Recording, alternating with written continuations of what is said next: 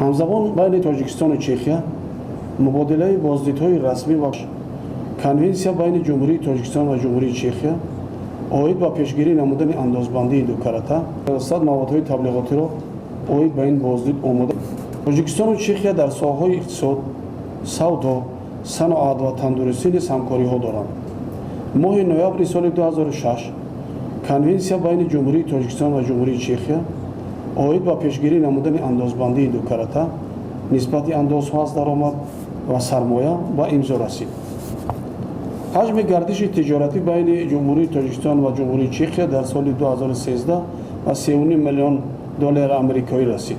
маҳсулоти асосии воридот шакар ва маҳсулотҳои қаннодӣ, маҳсулоти сафолӣ, мебел, асбобҳои нурафкан, маҳсулоти чӯбин, шиша ва маҳсулоти шишагӣ ва ғайра мебошанд.